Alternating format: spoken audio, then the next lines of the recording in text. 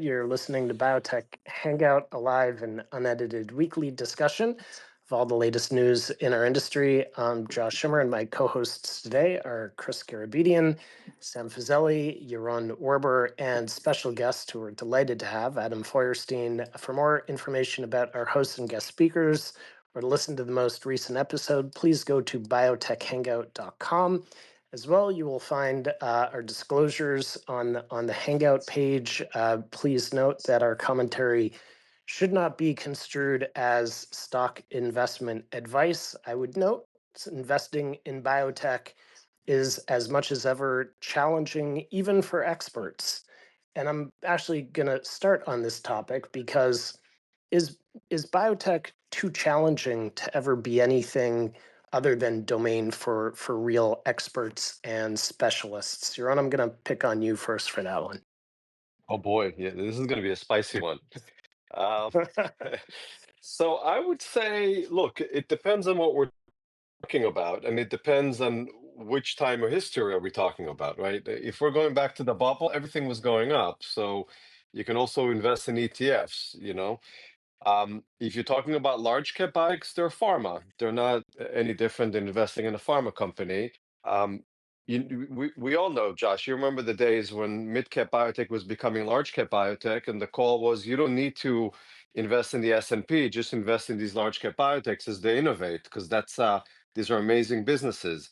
But let's face it, we're in an environment, the smaller and mid cap are really volatile. We have obviously more concerns with FDA. We'll talk it with Ultragenyx, and some concerns about where the agency is going. It's tough. It's volatile. I mean, this is not for the faint of heart, so people need to be careful, unquestionably.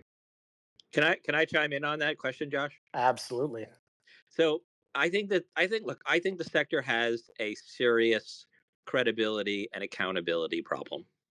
And I think that until the industry as a group, and that includes you as analysts and investors and industry people, until that is addressed and is self-policed, this is an industry, unfortunately, which is going to be mostly um, ignored by the larger investment community. I think, and I see it, and we can tie this into the Sarepta thing today, where we all thought, oh well, maybe there is a bottom here, maybe they've cleared the decks, and then literally like 12 hours later, we find out about another death that was not disclosed.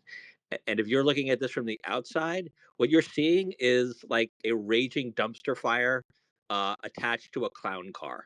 And the only way that this changes is if you guys, as analysts, call out some of the bullshit and investors say enough is enough and we're not going to take this anymore. And boards and executives have to be held accountable to these things.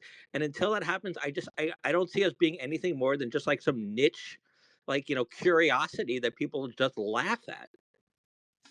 Hmm. Anyone else How with can, views? how Love can you having Adam on these calls. how can you follow that, Josh? I mean, my perspective on this is not so much that biotech is tough. Some other things are easier, right? You can get really good returns these days, and you have been for a long time. Whether it's a bubble or not is by investing in tech. It's a little bit more understandable. You can hold it. It's tangible.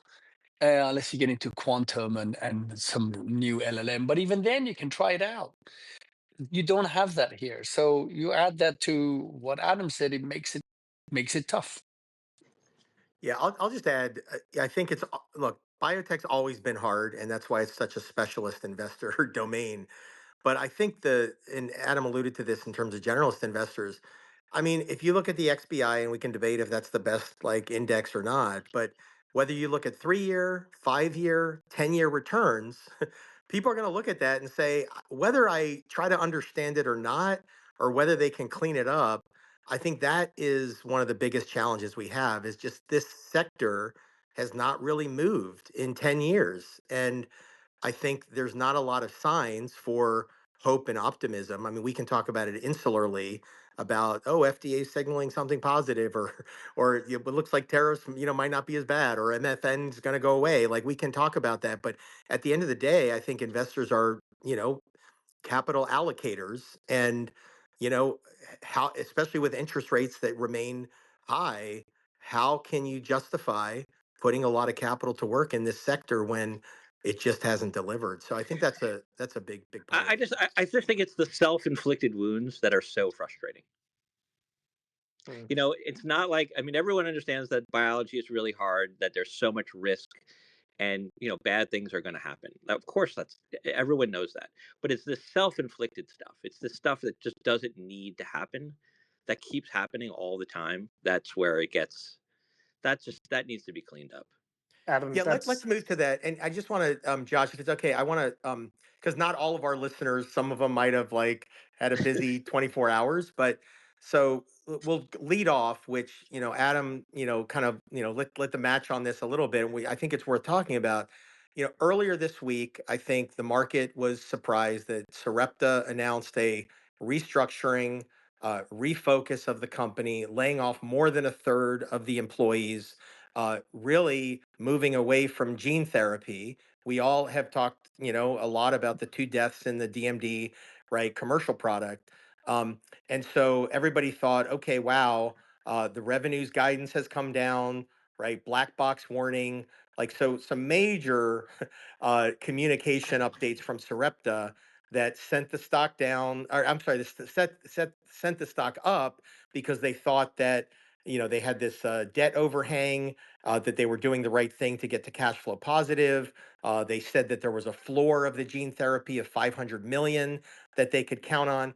And so everybody was, really reacting. And that was going to be the news of the week this week, which is still the news of the week. But then, as Adam said, 12 hours later, they announced a death with their limb girdle, their second program in limb girdle, using the same vector RH74. And limb girdle is not like DMD. These are patients who live longer lives. This was an adult. And so like that, the question came, and I think the reporting from Stat and others have been great on this. It sounds like the company knew about this death for maybe upwards of a month, did not disclose it on the call and this big communication, either in the press release or on the call. They were even asked by a specific analyst, did safety have anything to do with jettisoning the limb girdle and moving that aside? Was there a signal there? And they didn't deny that, but they didn't answer the question, is what I recall. Again, I'm trying to piece all this together. But so that's the setting the table, Adam, for Yeah. anything you want to add to that. Well, no, I mean, but an important clarification here is that you said that they announced this death. Sarepta did not announce this death, right? This was a death that was first reported by BioCentury. It was then followed up very quickly by Endpoints. We were pursuing the same story. Our competitors beat us to the story, and good for them. Hat tip to those guys for getting the story before we did. But we had also heard about this, so the company did not disclose this, and unless there was reporters out there pursuing these kinds of stories, there wouldn't have been a disclosure here. So I think that's a really important point to make. And the call today, where Doug Ingram, their CEO, didn't back down. He said like this was not a material event.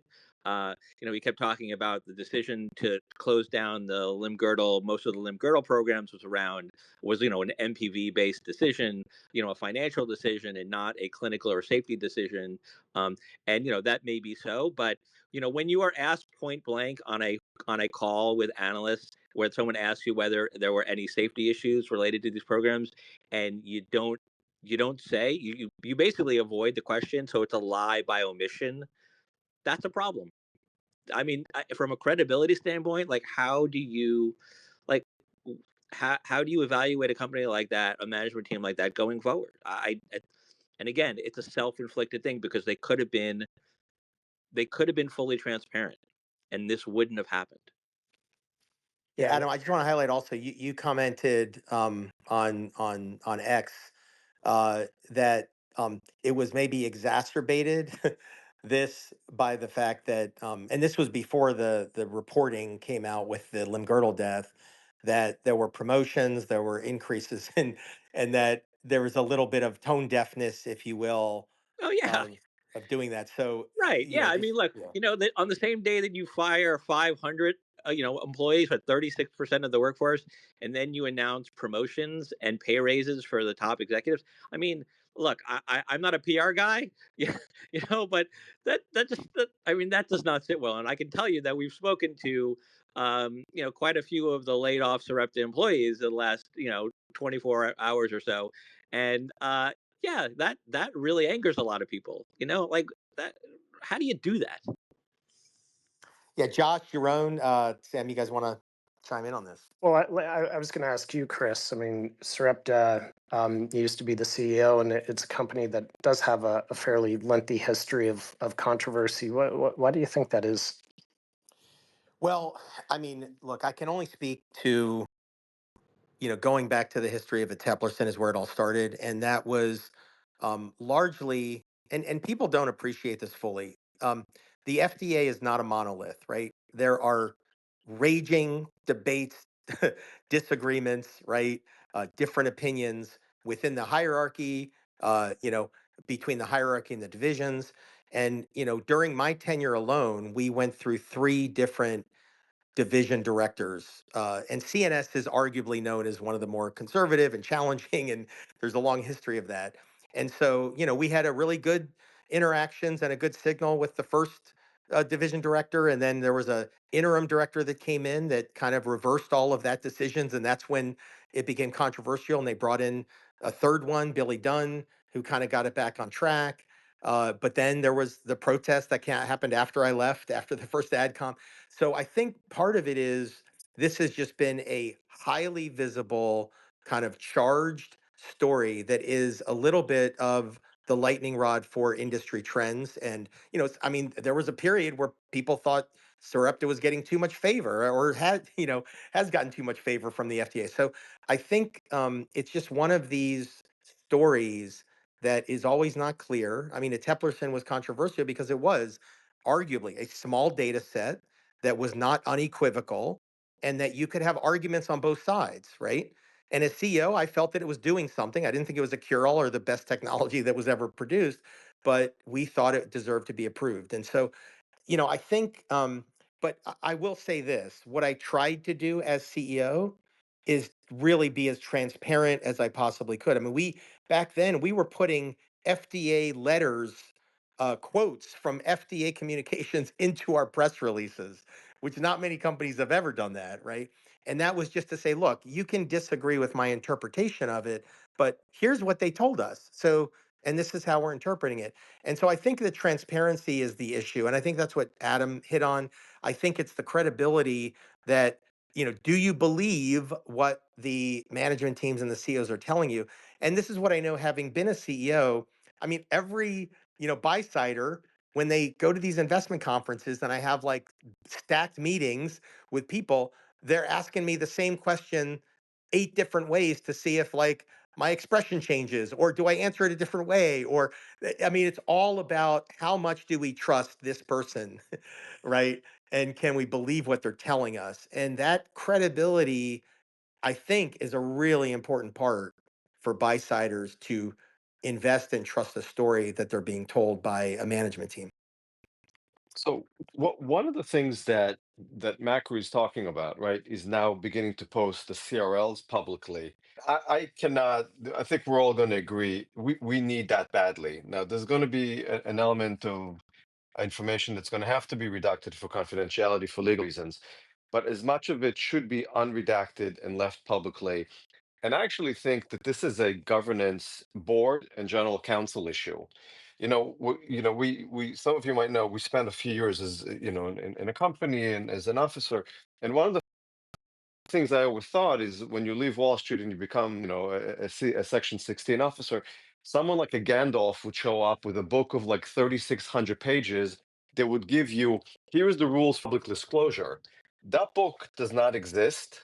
It's all a question of how much risk does the management and the board and the GC willing to take, and the CEO and CFO, et cetera, and ultimately risk reward. And there's obviously guidelines, but so much it is up to discretion, and that's absolutely not okay. This is really a governance issue in our view. Yeah, and Adam, to your point, an integrity issue that I think our industry, almost more than any other industry, owes to the patients, if nobody else, who often get forgotten. But lack of disclosures, lack of integrity cost the industry and cost patients whose basically backs and lives our whole industry is built off of. Any other comments on Sarepta before we move Well, on? the only other thing I'd say, and Adam, I think you also wrote an article about this. It was about a year ago where there was that conference where it was taken off the PPMD website, and there was a kind of a mom that was in the audience that was just saying we need more disclosure. We're putting our kids at risk, and it almost felt prophetic in terms of what was tried to be suppressed and raising the voice of the patients. And Christine McSherry wrote a blog post that I highlighted on social media recently around this same idea just after the second death. But like this is not something that um, wasn't discussed within the Duchenne communities and transparency around safety, risk, benefit. Yeah, I don't know, Adam, do you want to comment on that? yeah. I mean, look, I think that that the Duchenne community, patients, patient advocates, families, it's not a homogenous community, just like the disease is not, right? There are people who are, very much in support of Sarepta and like what they're doing, and there are people in the community who don't and have concerns, and that's healthy, right? I mean, I don't think that no one wants to have like there shouldn't be unanimity amongst everything, right? I think one of the problems that's coming up is that and you raised it in that story that I wrote about a year ago, a little over a year ago, was that at these forums, in this case of the PPMD conference, where a mom, someone who has a son with Duchenne, who gets up and raises concerns and wants to criticize Sarepta in a public forum, as should be her right, um, is kind of harassed afterwards, and then her comments are censored. Her comments are taken. The video, at Sarepta's request, the video was edited and her comments were edited out and deleted. That's a problem. That is a problem. And that's not good for debate. It's not good for the community. And there are knock-on effects to that. And I think that when we see what happened last night, you can draw a through line to that. Yep. All right, You mentioned, let's yeah, move on. Uh, let Josh, I was going to say, Chris, Yaron let's keep. mentioned the CRL, and maybe we can cover the rare. No, hold on, Yeah, Chris, go hold on. ahead. Yep. Thank you. So, because what I want to get to now actually is an interesting juxtaposition. Amylyx hosted a webinar at ENDO for their post-bariatric hypoglycemia program and their GLP-1 inhibitor. It seemed to be very well received by investors based on the stock move after post-bariatric hypoglycemia, as a very underappreciated potential complication of bariatric surgery, where patients actually struggle with significant hypoglycemia that requires a very restrictive diet, ironically, right? Because they're having bariatric surgery to control their diet, and then they wind up almost being forced to adhere to a nearly impossible diet to adhere to. But I think what's notable is this management team. Josh and Justin, who I'd heard such great things about before I had a chance to meet them earlier this year. And as you recall, talk about integrity.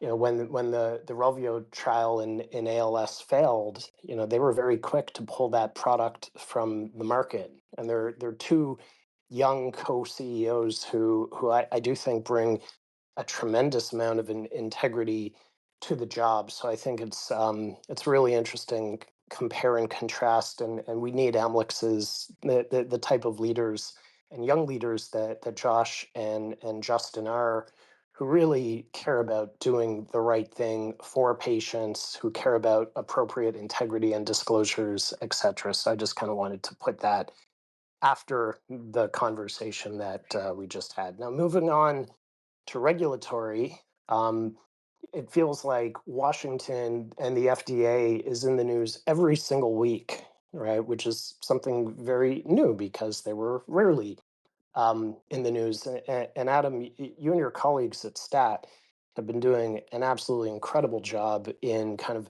helping us understand what's happening at the agency. And it feels like a little mixed messages. We have, kind of messages from the top telling us everything's okay. But then we have kind of these little squeaks from time to time that maybe things aren't quite so okay. Maybe morale's not quite as good as they'd have us believe, and maybe drug approval process is being slowed down in ways that they'd not want us to believe as resulting from stresses on the agency. We've seen a couple of CRLs, so we'll get to that particular one, Chris, in just a second. But curious to hear folks' perspectives on the FDA, and are we on stable ground? Where do we expect this to go, Adam? If you've got some views yourself, because that again has been so exemplary here. Yeah, I really appreciate the kind words, and I will share those with my colleagues, who have done just a tremendous amount of work. Lizzie Lawrence is our reporter who specifically covers the FDA from DC, and she's done a great job. It's what a time to be covering the FDA, right? Yeah, if it's okay, because I actually do, I don't have more time to be here. I got to get back to work. Yep. But with respect to what you're saying, Josh, I think, and we can talk a little bit about, the CRL, and talked about Ultragenyx, and, last, on our podcast, the Read Out Loud podcast, yesterday, we interviewed Emil Kakkis, who's the CEO of Ultragenyx. And as you guys know, and you probably talk about, they did receive a CRL for their gene therapy for Sanfilippo syndrome, and it was based around CMC issues, manufacturing issues. There wasn't anything clinical. There were no clinical shortcomings in the package that stopped it from being approved. And it was really interesting to talk to Emil yesterday, and I encourage everybody to listen to our podcast at some point over the weekend when you get a chance, because I think he was pretty transparent about the stuff that was in there. And it was really, what was interesting, because it really ties into a lot of some of the themes I think that you guys have been talking about on this show, and everyone has been writing about, is that, sort of just the bureaucratic red tape and some of the things that kind of just seem to get in the way of getting drugs to market as fast as possible. And, and just like, logistical things. Like he talked to us about one instance he said was like, this was in the CRL, was a deficiency in the CRL was, there was a disagreement about the number of thermometer probes that were needed in the shipping container for their drug. Like, I don't know if it's frozen or refrigerated. I don't remember that off the top of my head, but like, they've got like 5 temperature probes monitoring the temperature of this package, and the FDA wanted 7. And that's one of the reasons why this thing got rejected.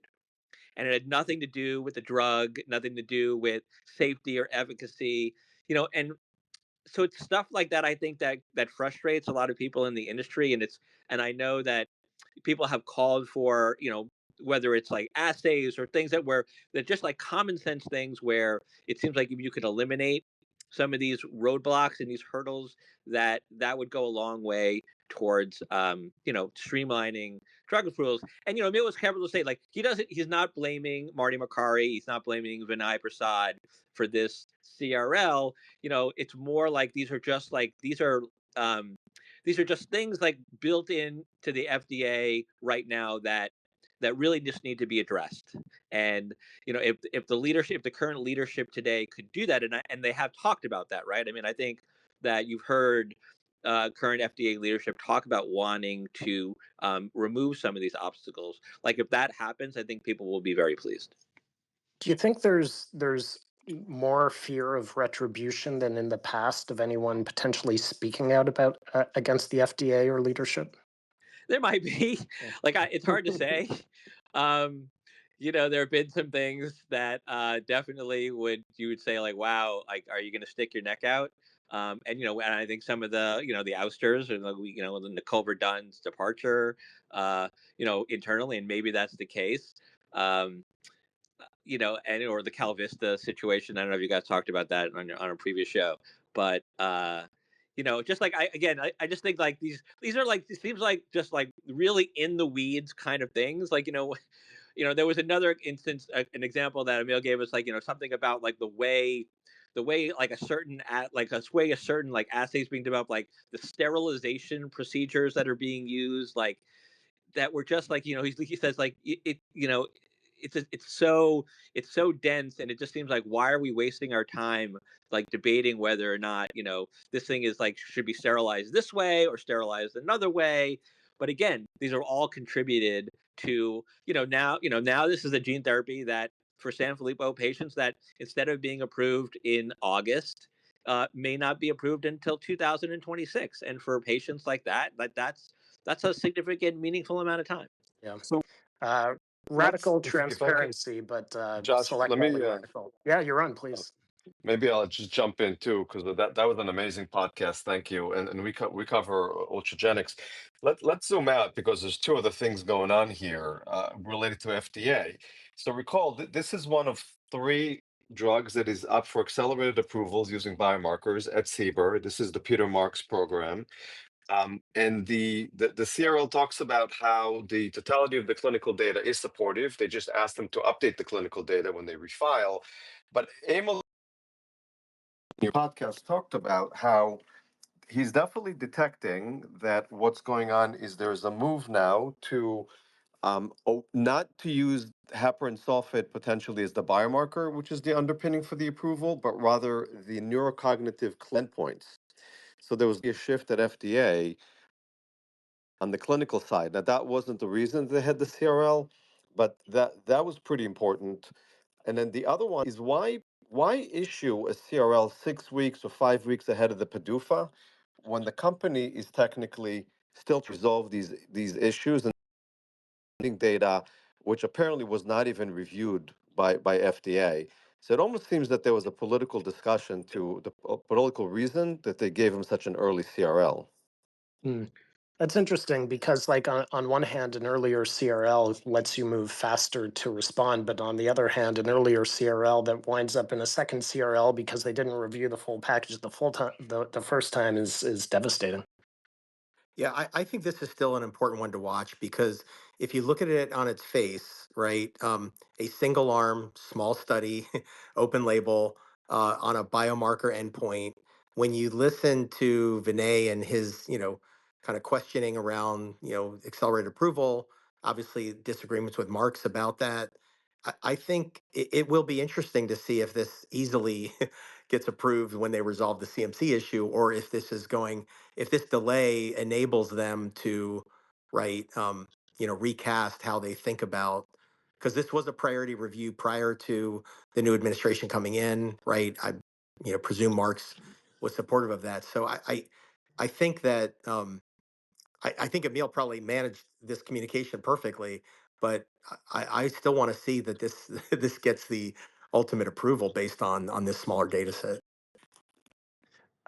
Sam, are you back with us? Because I know there was the ODAC panel on Thursday, a bit of a surprise for GSK's BCMA ADC, which had a string of positive phase 3 trials in myeloma. It seemed like they're starting to get some momentum back, but the ODAC panel not thrilled with the risk benefit profile of the product. I think maybe in particular some of the ocular tox. So Sam, if you're back with us, because I think you had dropped, if you have any thoughts on that.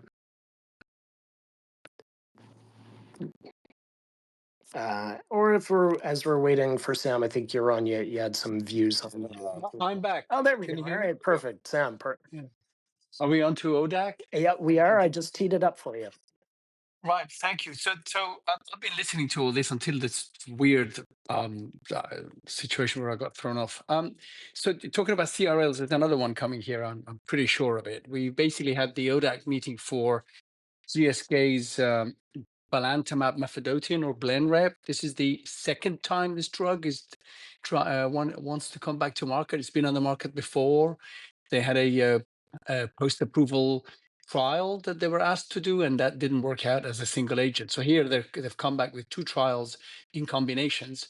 And I have to say, it was a bruising ODAC meeting as far as I'm concerned. It was pretty much the FDA saying, look, we don't believe that they've got the dosing right. We don't believe that the tolerability profile, which is related to the dosing, is right. And then, of course, they had a big problem with lack of US patients. And during it was pretty obvious that they were telling the company that along the way that we need you to come up with a different dosing regime. Don't start with this 2.5 milligrams, etc. And go for a lower dose. And GSK obviously didn't follow their advice. So For these multiple myeloma patients, which is second line, this drug, I'm pretty sure, will not be available in the US. They voted on 2 trials, Dream 7 and Dream 8, and both of them were ODAC voted down, essentially 7-1 and 5-3 for the 2 different trials. So what's interesting is that Pazdur came along and said, look, why did you not increase your patient recruitment in the US? 5% of patients came from the US, and said, look, and you're asking us to approve the drug here for this, for the patient, for use in the US. The company said, well, other trials have only shown had about 5%. Then, of course, you look at it, and Cartitude 4 that Yaron is sure knows a lot about also, and I think I'll pass it on to him in a minute to comment on what this means for other companies. That ended up with 15% of patients in the US. The only one that I could find very recently that got approved with 5% was Imros from or Sanofi Sarclisa, but that's this CD38 that's pretty well known side effect profile, and already approved in later lines. So much easier to shepherd that in. So it didn't, and this is very important for GSK, because we estimate it's about 30% of their growth to 2030 in terms of sales. So that's why the stock's taken a bit of a hammering today. So I don't know if Yaron wanted to add anything. Yeah, I mean, this is actually important because we're beginning to see definitely a new posture from Pazdur and ODAC, right? Historically, oncology, I don't want to have been more lenient. Do a trial design and you beat. And by the way, for the audience, as you remember, Dream 7 and Dream 8 actually showed superiority against the comparison arms, statistically significant with survival trends, which is pretty robust in myeloma. The challenge is twofold. So recently, recall, FDA rejected Columvi for second-line DLBCL from the STARGLOW study because the control arm was outdated, and again, very few patients were in the US. This is the same situation. The companies are increasingly continuing, and there's actually certain examples that are up and coming even now, where companies are running outdated standard of care arms, no longer the standard of care. They're showing superiority or good data relative to that. But then the clinical importance of that is totally questionable because that's not at all what's being used. And that's especially when you're enrolling ex-US. So it's, again, we talked about credibility earlier today and what's issue with biotech.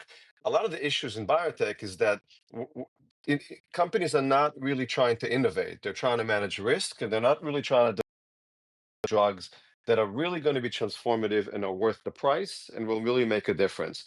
And this is exactly the issue. And I'm glad they're not getting approved. No, Columvi just got a CRL literally now. Exactly. Which is as expected. It was as 8-1 or 7-1. No, I think 8-1. And the other thing is, it sounds like, I mean, they went to pains to say, we told you along the conversations, we told you. And it seems like GSK wanted to run with a dose and a schedule that gave them the best opportunity for seeing a benefit. And at the end of the day, the reality is, if they'd done it, physicians would have found a way, and a lot of physicians I've spoken to said, look, we know how to manage this drug, we want it on the market. They just didn't. I just wish they'd done a better job with it.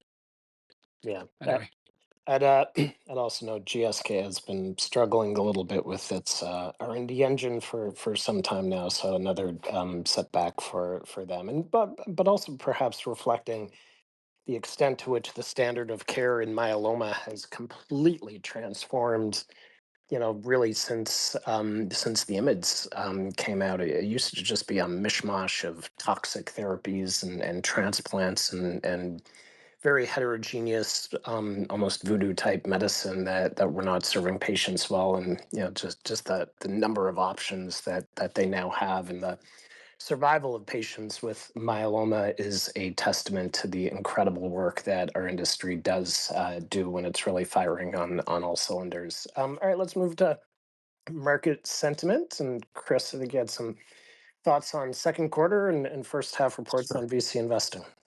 Yeah. So first, before we go to the markets, first I wanted to reinforce what you said about Amylyx, just to remind the users, this was the same co-CEOs of Amylyx that pulled the ALS drug from the market after they promised they would do that if their clinical study. So again, just going back to the theme of transparency and credibility, we need more management teams like that. The other thing I want to highlight on the FDA sentiment, and it's similar. I see Matt Herper's in the audience, and he has written about kind of FDA communications.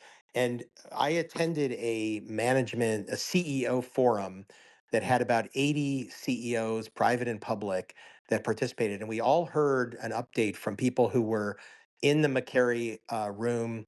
They all of them spoke. And we heard from New York, Boston at Bio, San Francisco, and DC.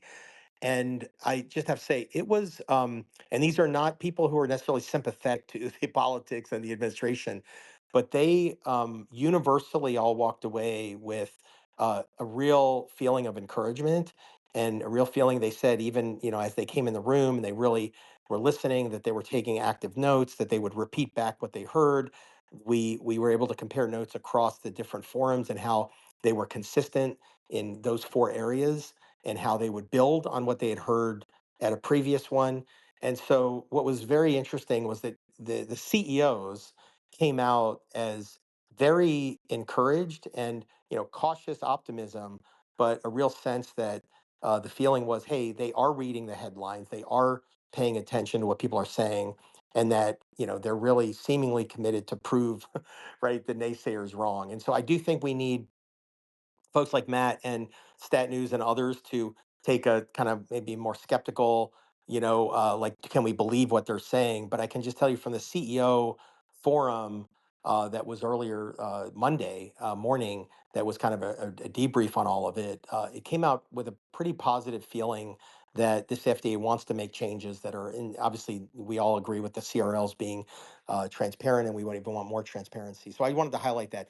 But and I think it relates to the market conditions, because I think we need to get rid of some of these overhangs of concerns and uncertainty around right policy and right, are we going to be able to do drug development the way we know how to do it. And there was a particular interest also in bringing more of those early studies, that more and more VCs, including myself, are moving outside of the US because we just feel that the FDA has been too conservative to get drugs into clinical testing. And so there did seem to be a commitment to make it easier to do early studies in the US.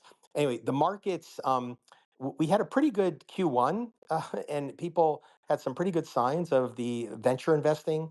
But Q2, it really ticked down again. And one trend that really changed was the appetite for early investments, and this is defined as seed or Series A, really shifted. In Q1, we had more money in biopharma. I'm speaking, you can look at the different verticals, health tech and devices, diagnostics and tools and services. But for biopharma, we still in Q1 had more money going into Series A and seed than we did Series B and beyond. And that really reversed in Q2, where you really saw Series B and later rounds dwarfing more than 2x the amount that went into seed and Series A. And that's kind of what I'm seeing on the ground also, is that it's really, really hard to take a new company and get that seed to Series A round. So I think we're still not out of the woods yet. The other comment, and HSBC put a report out, Dealforma did some earlier data that was reported in endpoints. But the HSBC is getting better and better. I have to say, this is the former SVB report led by John Norris. They're digging into like even seed investors. They're looking more at specific therapeutic areas in more depth. They're looking like even on the device side and all of that. They're really going to the next level down of trying to provide some exposition. And one thing that they saw was oncology. We've kind of heard this for a while. That trend is dropping. And the good news is that there does seem to be an embrace of a broader array of therapeutic areas, looking at neuro and CNS, looking at ophthalmology. We know INI has been big. That's continuing. Cardiometabolic obviously has ticked up. Respiratory, we've made several respiratory investments. So I think you're seeing a lot more diversity in the types of investments, and really still being product focused and trying to get enough money to get to that elusive clinical proof of concept data set. And every VC I know is looking across their portfolio and they better have enough money to get to a clinical data set readout, or they're worried they're not going to be able to finance and they may not have enough money to do it themselves as insiders. So generally speaking, that's that. We saw no IPOs in Q2. We did see M&A tick up, so I think that's encouraging. I'll stop there and let anybody else weigh in on the market. Let's go to Sam on M&A because I think that's up next. Yeah, perfect segue, Chris. So we've just done our M&A analysis for the first half, and this is data that I specifically focus on large biopharma, so not just large pharma, taking out biotechs. And as you just said, Chris, in the first half, although the numbers of deals involving the larger biopharma taking out small guys was fewer than the same equivalent time last year, so 12 deals in the first half, the value was a lot higher. So $30.7 billion. Of course, two of those we know very well: Blueprint Medicine, announced at least, and Intracellular Therapeutics. So those together come to $23 or so billion. And if you add in the Verona that happened just after the close of the first half, that takes us to about 40 billion. And then that puts it within reach, depending on what happens in the second half, of being the second best year. Of 2022 was 73.6 billion. 2023, of course, was the monster year of 121 billion. So it puts it on a possible trajectory if we get 2 or 3 bigger deals this year, to at least beat or meet the same number that we had in 2020. And then, of course, the reason this is worth looking at is because everybody wants their companies at this end of the spectrum of their evolution to be a target for M&A, and a lot of people look at it that way, and that's why how they see it as a big exit, the best exit for them. And in terms of the oncology angle, our data shows that in this type of deal analysis, oncology took over in terms of numbers of deals, I&I, where it had lost it in first half of 2024. So I would say that, and we're talking about a third of the deals were oncology. So, but the trend is looking good. Maybe that will eventually start reflecting a bit more in the market as a whole. So the biotech tape will often trade up after a deal like this is announced. Is that the right move? Because essentially Merck has chosen its company in Verona. They've allocated $10 billion of their capital, which means 10 billion less of Merck capital to deploy for anyone else in terms of M&A. In theory, one might suppose that every other stock should trade down a little bit because the probability that they're going to be acquired by Merck just went down a nudge. Any thoughts on that? Let's try and be glass half full this. At the end of the day, though, these companies have got massive firepower because we're only looking at the $10 billion. And when we do an analysis looking at their debt capacity, and it's into several, a few $100 billion when you look at it, assuming, looking at how far they would go on a debt to EBITDA multiple. So there's plenty of room there. And 10 billion, isn't that like about a year's or just under a year of, no, less, of Keytruda cash flow? So, Yeah. and Keytruda just got an extra year with the IRA, right? From 28 to 29. So this gives them that much more chance to be able to potentially manage that eventual patent expiry and IRA impact. So let me maybe chime in with a comment/question. So if the sector feels better, right? The last month we're actually 6-7%. We're still down overall 10% this year. The question starts becoming, when this happens, you start hearing a lot of debates whether things are better now among investors or whether things are going to turn the corner and sort of crap back down. In the beginning of the year, we put out a report, what do we learn from history? And history for this, or based on how the sector started trading, it suggested that the sector is going to underperform the market, but will basically be flattish. And if that's the case, then the sector needs to move up 10%, by the end of the year. I'm in that camp, to be honest. I kind of feel like most of the bad news is already priced in. I'm incrementally more worried about FDA. I don't think MFN is gonna come to fruition, and I feel like by and large things are getting a little bit better. There's good launches, great earnings. It's going to be a selling season, a lot of M&A. So I'm definitely a little bit more bullish or constructive, I should say. How do you all feel into year end? I'm not going to comment on the public markets, but I mean, venture, there's still a lot of dry powder on the sidelines. And that's why you don't see, like, you've seen downticks, but VCs have to use that capital. So, and whether it's in a Series B or a Series A, they have to deploy that. They have an investment period.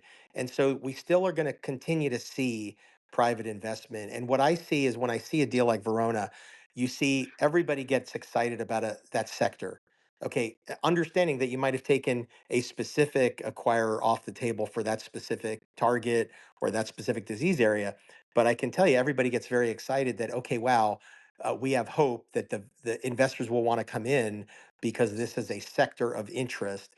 And so I think M&A has kind of I think the positives outweigh the negatives that you're highlighting, Josh, which I think should be like, the right way to think about it, right? There's less money to acquire, but I think it's a boost to a disease area or a category where I think people want to invest more, hoping that there'll be a future target. So I don't know. I don't want to say I'm optimistic, but I do think that the more of these headwinds that get behind us, I think the better off people are going to feel more comfortable.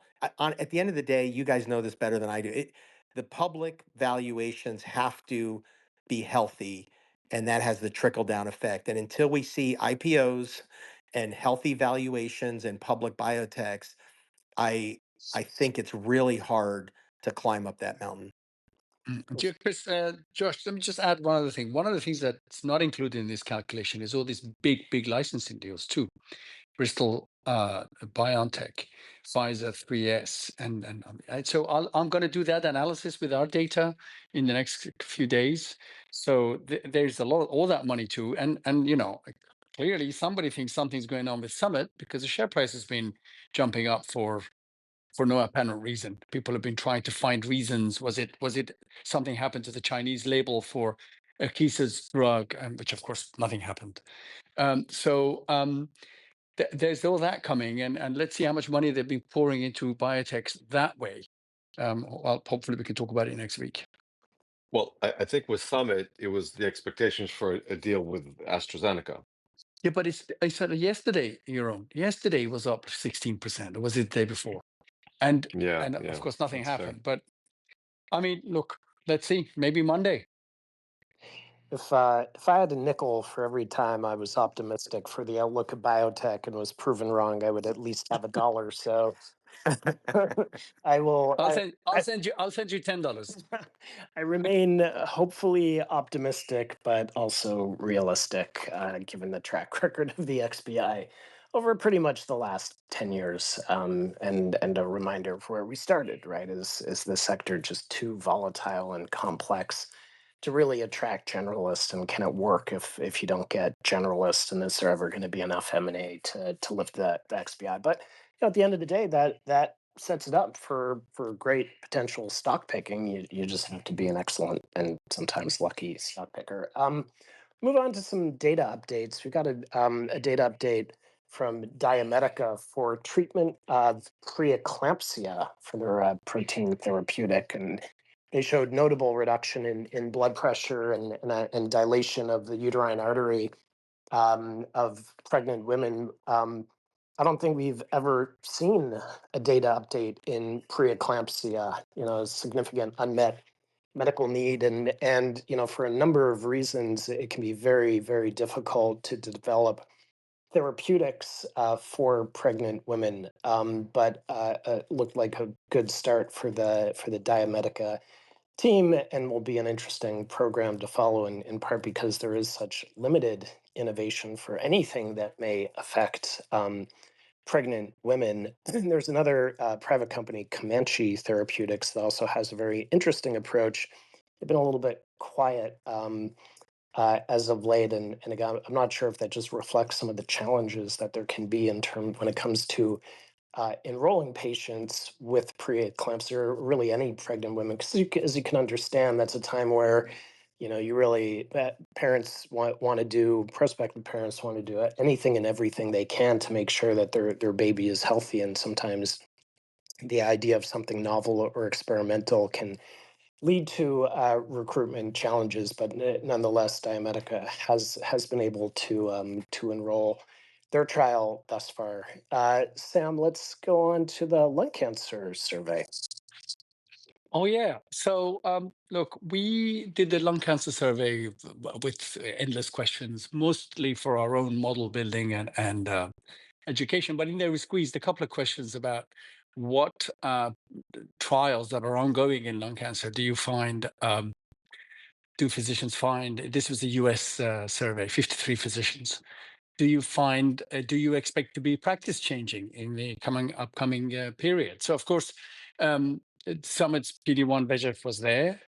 AstraZeneca's TROP2 Avanza trial, which everyone's focused on, won the most anticipated in terms of being practice changing. So 49% of respondents said they expected that. But surprisingly, another one crept in there, which kind of got me a little bit intrigued, and that was Bristol Myers Relativity. You remember, this is relatlimab, got there in the end, plus Opdivo in a combination. This is not the fixed dose combination in lung cancer. Now, we know that there's been quite a few of these hoped for TIGIT, for instance, TIM3, for instance, others. Combos of trying to extend the response rates of survival or progression-free survival of PD-1 treated patients, and the promise hasn't come through yet. And we all know, everyone's saying, was PD-1 and PD-1 it? So I was a bit surprised that turned up as a hoped for trial to read out, which of course also fits in with, we put that note out on Monday, that also fits in with perhaps some of the excitement around PD-1 VEGF for Summit. That was at around 40% of physicians saying they expect to be practice changing. Interestingly, BioNTech's BNT327 trial in non-small cell lung cancer this was only non-small cell lung cancer, didn't score very highly, but I think that's because currently it's only in like 5 or 6 or 7 US centers. So familiarity is an issue, and I'm hoping, and I'm pretty sure that they'll try and expand that recruitment. So, but the Bristol relatlimab one was surprising. Maybe we need to make sure that we're ready for that data outcome whenever it comes. Excellent. All right. We also got an important obesity update from Hengrui and Kailera. Ron Renaud, the CEO of Kailera, who's, I think, one of the most successful former sell-side analysts around, and looks like he may be on the verge of even surpassing all the successes he's had to date. Pretty incredible track record. Sam, or you think you're going to talk about that? Yeah, he's got a good drug. That's what it looks like at the minute. So this is the drug's called HRS 9531. It's developed by Hengrui, and then Kailera in-licensed it. It's a very similar idea to tirzepatide or Zepbound from Lilly, GLP-1 GIP agonist, once weekly, and they had phase 3 data in Chinese patients, which is pretty much in line with what we saw with Zepbound in Chinese patients, both using the same method of analyzing efficacy, so 17.7% weight loss with the Hengrui drug, and 17.5% weight loss for the Zepbound drug at about the same sort of time point, 48 weeks, 52 weeks. Similar type of baseline weights for the patients. What's interesting, though, is that the Kailera Hengrui drug seems to be the curve still seems to be continuing in terms of weight loss, whereas for the Zepbound trial in China, it kind of started plateauing out at 44 weeks. So is that just a statistical randomness? Time will tell, at least in the phase 2 trials. So discontinuations were similar. The side effect profile are supposed to be similar. So, and they haven't even got to the highest doses there. There's still an 8 milligram dose that's being tested, and we'll see where that goes. But very clearly, at the very least, similar to Zepbound. But where is this going to go? How is it going to fit? Maybe somebody will need to partner with them.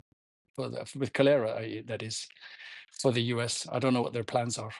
Yeah, Yeah. So I let think me. they're cognizant of the massive capital requirements for what they're planning on doing, and at some point likely need that partner. Yaron, what were you going to say? Let me make a couple of this. So Sam, spot on.